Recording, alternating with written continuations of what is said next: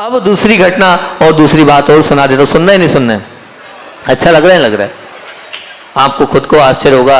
दूसरी घटना आपको सुना रहा हूं कि आपको पता तो ये है कि वो भूमि कौन सी भूमि है।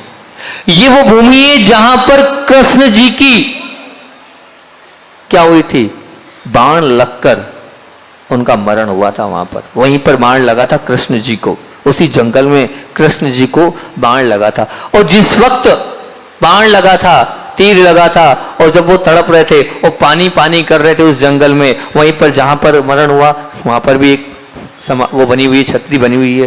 तो उस वक्त क्या था, उस वक्त वो बोले थे पानी पानी। तो जो बलराम थे पानी के लिए यहां वहां घूमते गए, कहीं पानी नहीं मिला, पानी के लिए तरस रहे थे कि 4 बूंद पानी मिल जाए, मेरे भाई को मैं पानी पिला दूं, और पानी के योग से नहीं मिला। तब वहीं पर कृष्ण जी ने पूर्व अवस्था में जिस पर उपकार किया था वो देव बन गए थे। वो देव बनकर वहां से ऊपर से आए और उन्होंने एक गुफा के अंदर एक बहुत सुंदर सा एक मंदिर की रचना, एक कुआं और एक झरने की रचना, एक बावड़ी की रचना कर दी। और बलराम जी को वो अंदर ले जाते गए। 1 दरवाजा, 2 दरवाजा, 3 दरवाजा, 4 दरवाजा, 5 दरवाजा, 6 दरवाजा, 7वें दरवाजे के अंदर ले गए। भव्य विशाल जिन प्रतिमा, इतनी बड़ी प्रतिमा जिसके नाखून पर 108 श्रीफल रख जाए, ऐसी सुंदर सी उस प्रतिमा की वहां रचना हुई। या जो हुआ हो, जैसा हुआ हो, उसको देखा, देख के ही आश्चर्यचकित, क्या है ये, वहीं भाव विभोर हो गए उन भगवान को देखकर। और भगवान को देखने के बाद उन्होंने सोचा क्या करना है मुझे, यहाँ पानी भी है, यहाँ भगवान भी है, भगवान के पास से हटने की इच्छा नहीं हो रही है, लेकिन उनको तो भाई दिख रहा था। उन्होंने भगवान के दर्शन छोड़े, पानी को लिया और वहां से पानी लिया। और पानी लेने के बाद जब कृष्ण जी तक पहुंचे तो कृष्ण जी तक पहुंचते ही क्या हुआ, पानी तो वो नहीं पिला पाए और कृष्ण जी के प्राण चले गए। ये वहां पर घटा। और उस दृश्य को अब वो जो जिनालय, वो जो मंदिर, वो जो भगवान, वो जो बावड़ी वहां पर थी, उस बावड़ी तक पहुंचना, उस बावड़ी के दर्शन करना, उन भगवान के दर्शन करना आज तक कोई नहीं कर पाया। बस वो बलराम जी थे, वो वहां पहुंचे। उसके बाद किसने किए ये नहीं पता, लेकिन इतिहास में वो लिखा गया कि इस प्रकार से यहाँ पर भगवान हैं और उन भगवान के यहाँ पर दर्शन होते हैं। अब कोई चाहे तो 7 दरवाजों के बाद उन भगवान के दर्शन कर ले।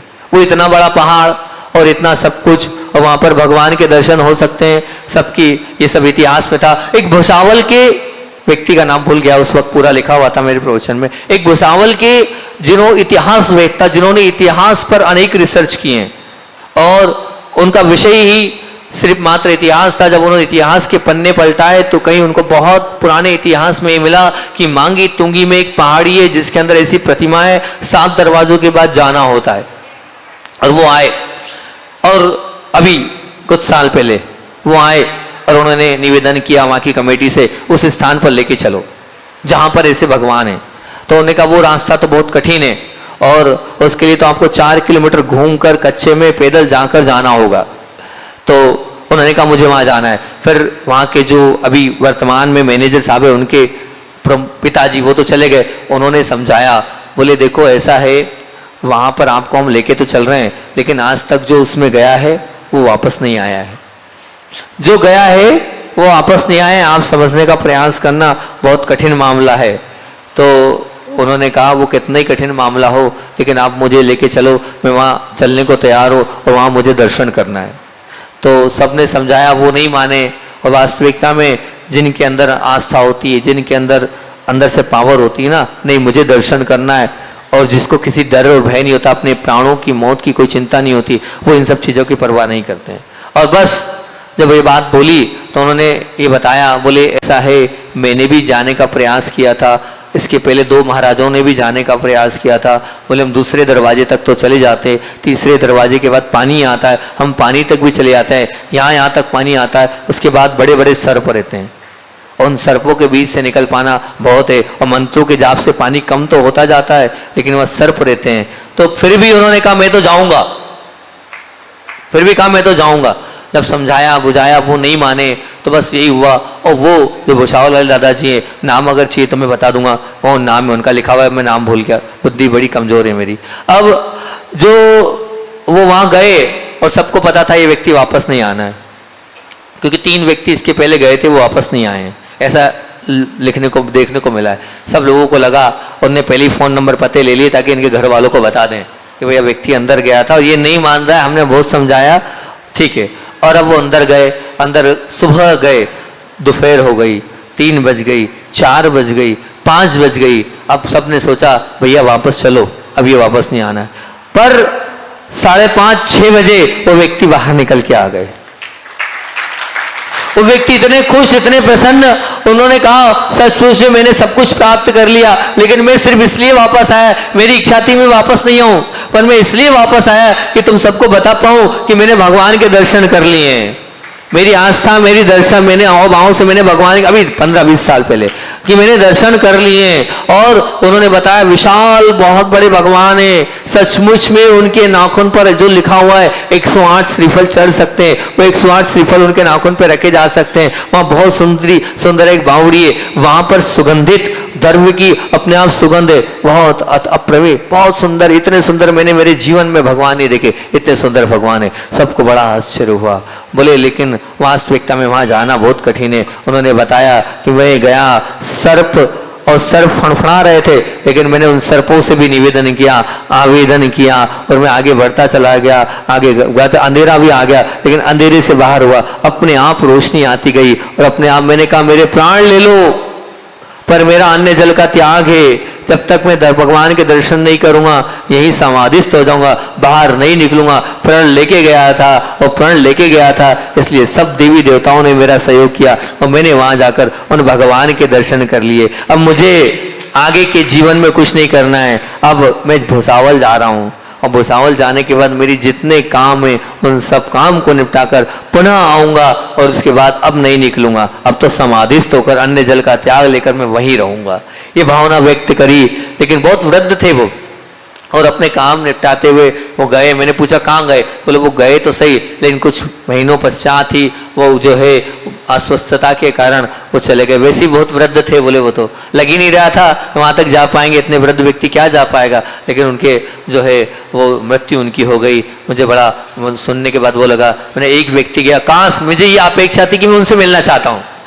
मैंने कहा जहां भी हो, जैसे भी हो, मैं चाह रहा था, उन्होंने बोला जाओ दुनिया के किसी भी कोने में उनको बैठा के लाओ, और नहीं तो मैं खुद जाऊंगा अगर वो नहीं आ सकते हो। पर उन्होंने जैसे ही बोला मेरा मन उदास हो गया।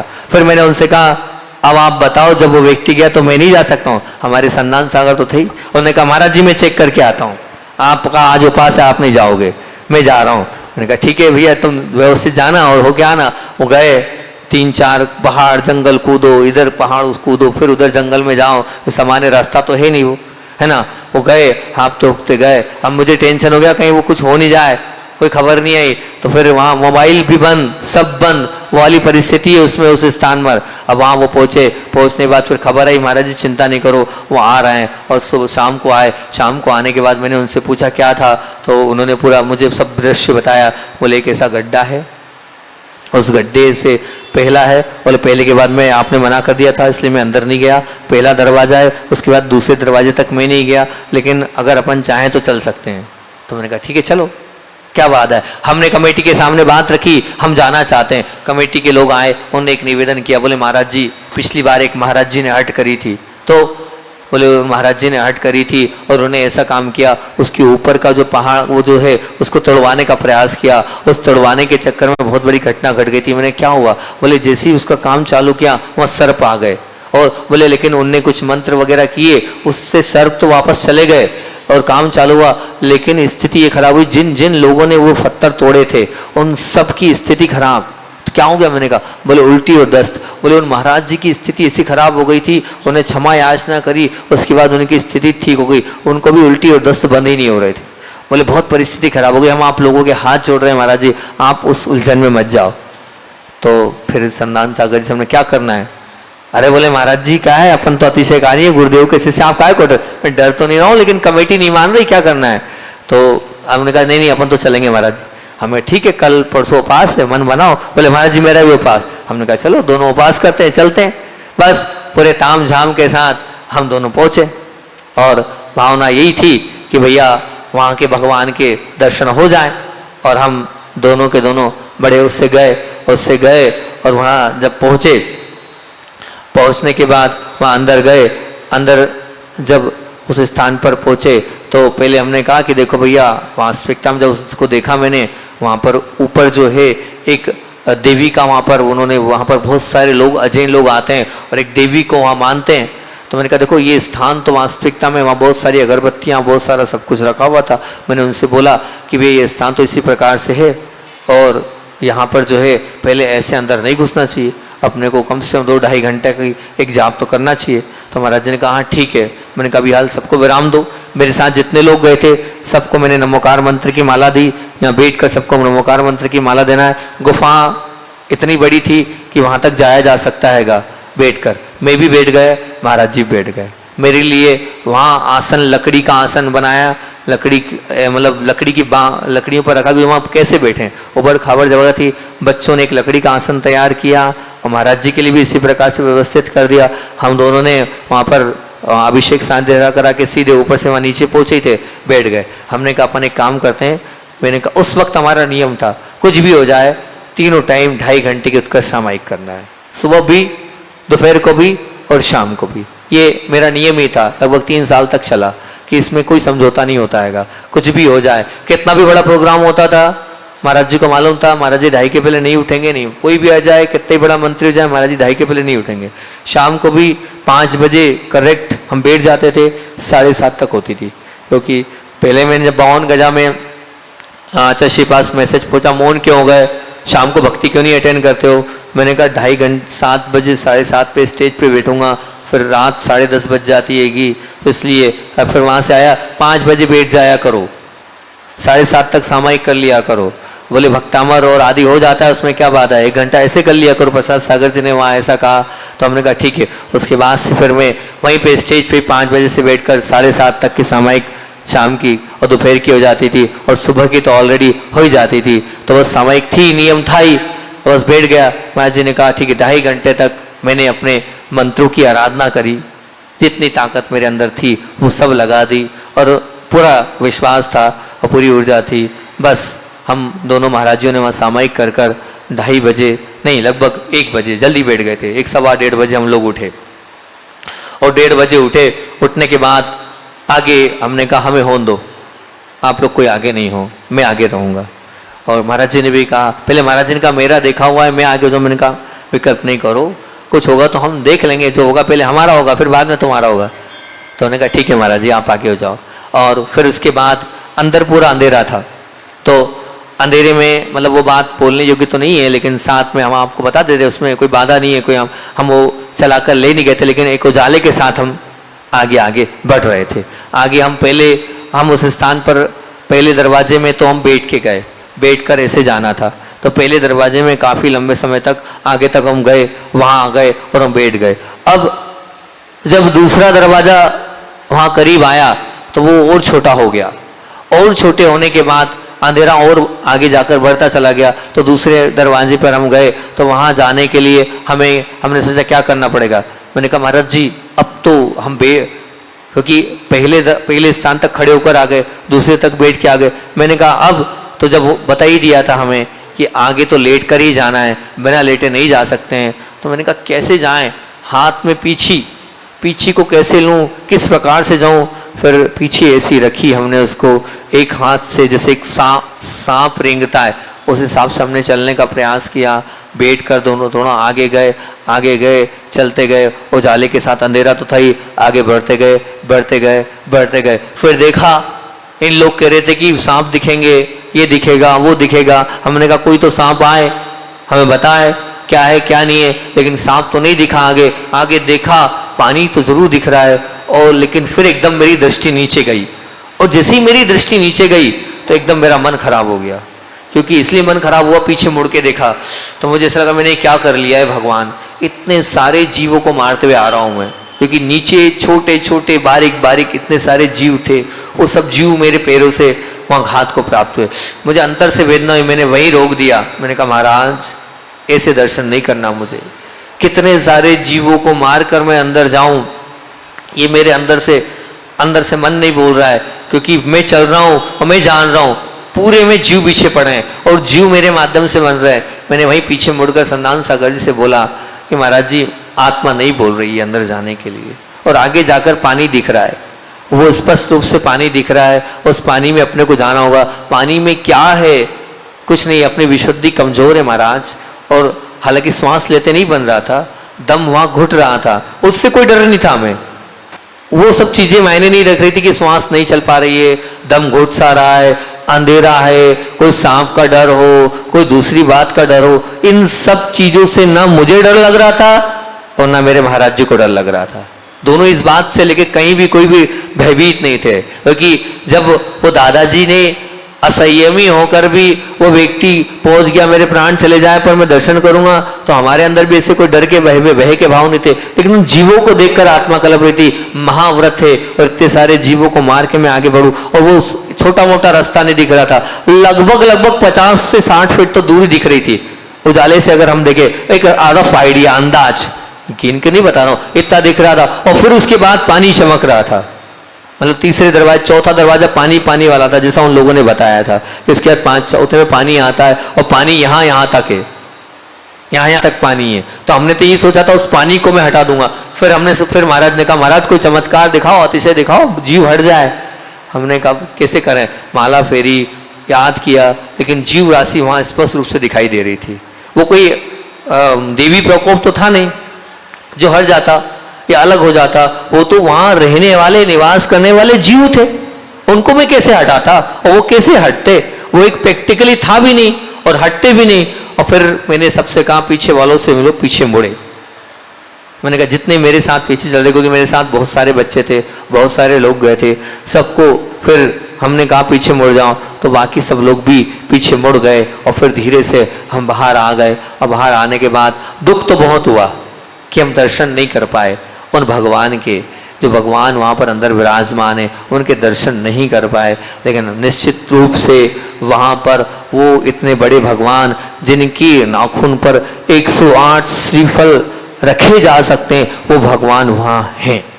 आप लोग विशुद्धि बढ़ाओ, आप लोगों की निर्मलता ऐसे रहे। मैं नहीं जा पाया, लेकिन अगर आपके पास हिम्मत हो, आपके पास ताकत हो, आपके पास विशुद्धि हो, तो उन भगवान के दर्शन करने जरूर जाना। मांगी तुंगी जाओ। हालांकि वहां पर जाना सहज नहीं है, वहां पर जाने के लिए आपको वहां के लोगों का सहारा लेना होगा। वो जो है पहाड़ियों को कूदकर अलग से स्थान है, वो 2 लोग रास्ता भटक गए थे, वहां तक नहीं आ पाए। हम जानते हैं उनको वहां तक कैसे लेके आए थे, और उसमें भी हाथ में पैर में लगने की पूरी संभावना रहती है, क्योंकि रास्ता नहीं है, पहाड़ चढ़ना भी पड़ता है, उतरना भी पड़ता है, कांटे भी हैं, सब है। और उसके बाद जाकर उस पहाड़ी के, इस मांगी तुंगी के पहाड़ी के विपरीत ठीक पीछे वो पहाड़ी है।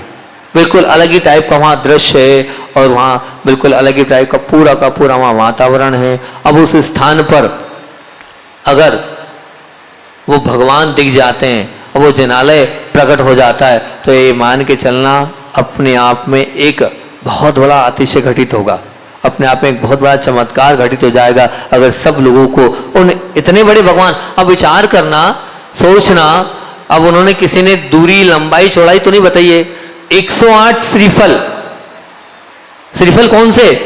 जो हमारे श्रीफल है वो 108 श्रीफल जिनके नाखून पर, अंगूठे के नाखून पर रखा जाते हैं, वो कितने बड़े भगवान होंगे, क्या भगवान होंगे, किस प्रकार के भगवान होंगे। और वो भगवान जो किसके हैं, वो देव पुनीत भगवान है। क्योंकि वो कब रचना हुई?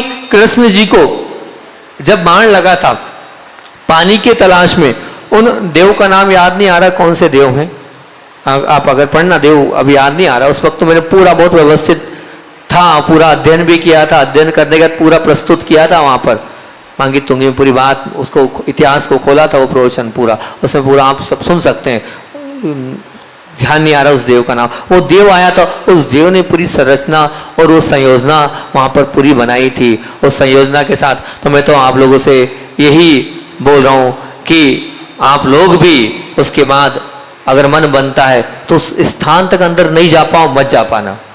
मैं ये नहीं बोल रहा जाना, क्योंकि वहां पर निश्चित रूप से अंदर है, तो क्योंकि वो मैं जानता हूं, वहां मैं बैठा था तो मुझे क्या अनुभव हुआ और मैंने किस प्रकार, वो सब चीजें प्रवचन में बताने की और सब वायरल करने की नहीं है, पर वहां अपने आप में बहुत मजबूत शक्तियां हैं, बहुत मजबूत पावर है। उसके बाद ही मुझे लगा कि निश्चित रूप से कि वास्तविकता में जो पूज्य, एक बार की बात और बीच में बता देता हूँ, याद आ गई तो मुझे लगा आचार्य श्री, जब मुझे उस वक्त बड़ी वैसी लगती थी उस समय, अरे ये सब फालतू की बातें हैं ये, ऐसा लगता था। लेकिन मांगी तुंगी में जाने के बाद जब मैंने साक्षात इन सब चीज़ों को देखा तो मुझे लगा कि वास्तविकता में सत्य जो लोग बोलते हैं कि इतने सारे लोग चल रहे हैं साथ, ये है वो है, तो मुझे लगा कि नहीं, ये सचमुच में देवी देवता रहते हैं और साथ होते हैं, वो हेल्प करते हैं।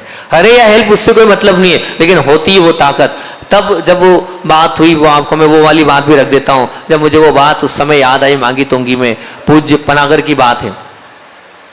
पनागर में मेरा संस्मरण भी हो जाएगा, आपको संस्मरण सुनने को मिल जाएगा, दोनों काम हो जाएंगे, वो बात भी बताता हूँ। पनागर की बात है, पनागर में पूज्य समय सागर जी महाराज जी आए और निवेदन किया, बोले आचार्य श्री जी अंधेरा गुप्त था, और अंधेरे गुप्त होने के बाद भी क्या पता कौन दिखता भी नहीं है, और मेरे पांव दबा रहा था, मैंने बहुत झटकारने का प्रयास किया, मेरा वैयावर्ती का त्याग का।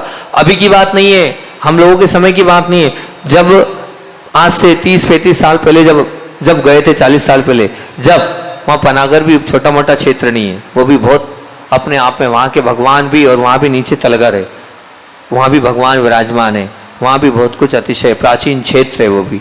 और बोले वहाँ पर वो प्रयास किया भगाने का, फिर भी नहीं भगे।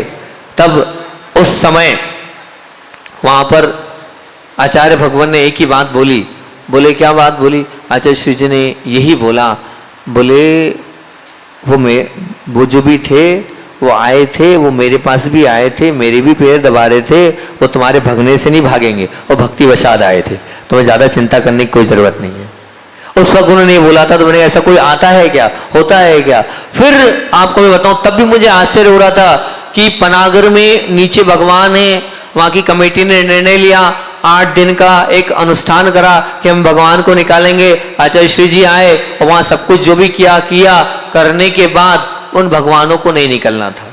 जब उन भगवानों को नहीं निकलना था और अगले दिन जब भगवान निकालने की प्रक्रिया हो रही थी, तो प्रक्रिया हो रही थी, आचार्य श्री ने यही कहा था कि ऐसे मत निकालना उन भगवानों को, आप लोग पीछे पड़े हो, पर ऐसे भगवान नहीं निकलते हैं, अतिशयकारी और रत्न वाले भगवान है वहाँ पनागर में, तो ऐसे मत निकालना। पूरी प्रक्रिया पूरी उससे निकलते हैं, पर वहाँ की समाज को आकुलता थी और रात को वही घटा।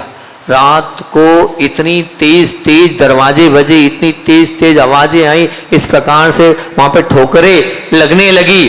तब वहाँ पर जब इस प्रकार से घटा, तब आचार्य श्री जी ने कहा, देखो मैंने मना किया था, आप लोग नहीं सुन रहे हो मेरी बात, ऐसे इन भगवानों को नहीं निकाला जाता है, ये भगवान देव पुनीत होते हैं, देव इनकी रक्षा करते हैं, और आप बिना परमिशन के, बिना आज्ञा के, वो नहीं चाह रहे अभी निकलना और आप निकाल रहे हो।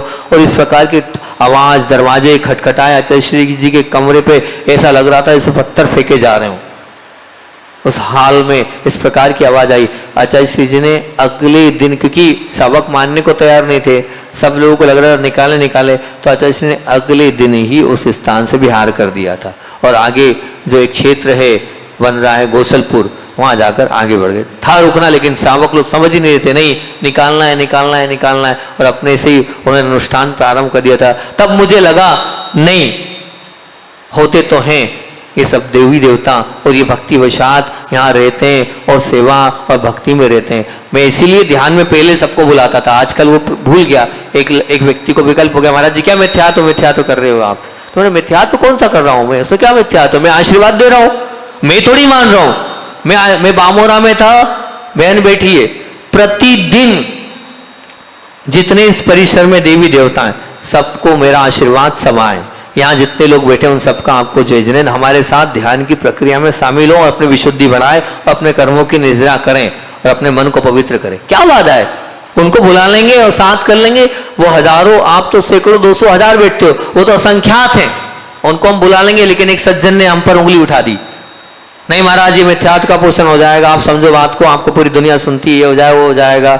ठीक है भैया, मैं बड़ा है वैसा हूँ, कोई बोल देता है तो मैं मान लेता हूँ, लेकिन मेरा तो मानना है, मैं तो बोलता हूँ कि नहीं, ध्यान रखना, वो ना देंगे और ना दे सकते हैं, वो देते कुछ नहीं है। लेकिन अगर मान लो अगर आपके घर में हैं और आप उनको बुलाकर जय जैन करते हो और कहते हो आओ हमारे साथ धर्म ध्यान की प्रक्रिया में शामिल हो, तो उसमें कौन सा मिथ्यात्व है? जय जैन करने का व्यवहार आया है, हमें आशीर्वाद देने का व्यवहार आया है, ये समाचार पद्धति है, इसमें हम कर सकते हैं, कोई बाधा वाली बात नहीं है। तब अगर आप ऐसा करते हैं तो उसमें निश्चित एक बात ये मान के चलना कि उनकी भी विनय होगी, वो भी कहेंगे कि हमारे लिए ये दे रहे हैं विनय भाव, हमारे लिए ये अपने आप में इस प्रकार की ये प्रस्तुति हो जाएगी कि उसके माध्यम से उनको आपने जो बुला लिया है उससे वो प्रसन्न नहीं होंगे, खेत खिलने बिल्कुल भी निश्चित रूप से नहीं होने वाले हैं। तो ये बात खजराहों, ये बात मांगी तुंगी में जाकर मुझे और पक्का श्रद्धान हो गया, नहीं निश्चित रूप से इस प्रकार की शक्तियां होती है, इस प्रकार से देवता होते हैं, तो इस प्रकार से वहां पर सब कुछ करते चले जाते हैं। तो ये मैंने आपके बीच में ऊपर के भगवान के लिए भी शेयर किया कि ऊपर भी भगवान है, मुनिराज है, और नीचे भी वहां पर भगवान है और वहां पर भगवान के दर्शन आप कर सकते हो। लेकिन जिनकी बहुत विशुद्धि होगी, जिनके अंदर बहुत पावर होगा, वो ही उनके दर्शन कर पाएंगे, अन्यथा तो नहीं कर पाएंगे। वो पवित्र पावन दिन आए और हम सबके उस स्थान के दर्शन हो। वास्तविकता में वहाँ के पांचनाथ भगवान भी बहुत ही प्रभावकारी हैं और बहुत ही अतिशयकारी हैं। मैं जब वहाँ ध्यान करने बैठा तो उस स्थान पर ध्यान करने में जब अंदर जाता था और 8-8, 12-12, 15-15 घंटे का वहाँ ध्यान हुआ, लेकिन वहाँ ध्यान करने के बाद ऐसा ध्यान होता था कि मैं जाता था, जैसे यहाँ भी परसों रात को मुझे कर्मकांड का विषय पढ़ना था, आ नहीं रहा था। अच्छा, श्री ने भी छुड़वा दिया, भाई जी ने भी छुड़वा दिया, उस विषय को मैंने परसों रात को लेके बैठा। रात में एक दिन जो बैठता ही हूँ अरनाथ भगवान के सामने, मैं बैठा तो मैं ऐसे ही वहां भी गया, तो मैंने उस विषय को पूरा तैयार कर लिया। तब तो कल कहीं जाकर यहाँ बच्चों को कल की क्लास को मैंने आधे घंटे में समझा पाया, नहीं तो वो बड़ा कठिन विषय था। वहाँ अरनाथ भगवान की शरण में सब कुछ अपने आप आ गया, जो सालों से मैंने नहीं पढ़ा वो कल एक रात में पूरा पढ़कर वो सब कुछ सिखा दिया। मैं वहाँ कुछ ना कुछ लेके जाता था कि प्रवचन का चिंतन करूंगा, कुछ ना कुछ करूंगा, लेकिन क्या पता क्यों मैं वहां जाता था, हाथ रखता था, थोड़ा आधा घंटे के बाद फिर कुछ चिंतन करके लिख लूंगा। लेकिन एक भी दिन, सिर्फ एक ही बार मैंने ध्यान लिखा था, वो भी दिन में, बाकी एक भी रात में मैंने कुछ चिंतन नहीं किया। वहां जाता था, हाथ रखता था, पूरी रात निकल जाती थी, लेकिन वहां से बस वो भगवान और वहां की वर्णना ऐसी थी कि दूसरे कोई होता ही नहीं था, कुछ होता ही नहीं था। ऐसे हाथ से हाथ धरे बैठता था और पूरी रात ऐसे ही निकल जाती थी। दिन में भी गया तो 2.5 घंटे ऐसे निकल जाते थे। क्या हो रहा है वहां का, क्या प्रभाव है वहां का, क्या तेज है वहां का, क्या अतिशय है वहां का, मैं नहीं जानता, लेकिन है, ऊर्जा तो है। ऐसे क्षेत्रों पर ऊर्जा होती है, उस ऊर्जा के माध्यम से अलग प्रकार की अनुभूति होती है। लेने वाला चाहिए, वो अपने आप आप उससे लेकर अपने आप को आप ताकतवर बना सकते हो। सोनू ने मुझसे बोल दिया, बोले महाराज आज अलग से जाकर ध्यान किया और अलग से बड़ा अच्छा लगा। अरे घंटों बैठने की ताकत आपके अंदर आ जाएगी। आपने सीख लिया तो हाथ पर हाथ धर के बिना हिले डुले ऐसे भगवान जैसे बैठने की ताकत आ जाएगी। आप मान के चलना, ये ऊर्जा आपके अंदर आएगी। आप स्वयं ही बैठ पाएंगे, मैं नहीं बैठूंगा, वो ऊर्जा आपके अंदर आएगी और आप बैठ लेंगे, वो शक्ति आपके अंदर आएगी। अब आपको विश्वास करना है, श्रद्धा करना है, श्रद्धा का विषय, आस्था का विषय। आस्था होगी तो निश्चित रूप से वो आपके अंदर आएगा और आप सब लोग उससे लाभान्वित हो, यही मेरी भावना है। बोधि समाधि परिणाम सद्दि आत्मोपलब्धि शिव शोक की सिद्धि चिंता मणि चिंतित वज्ञाने ताम बंद मानस ममास्तु देवी।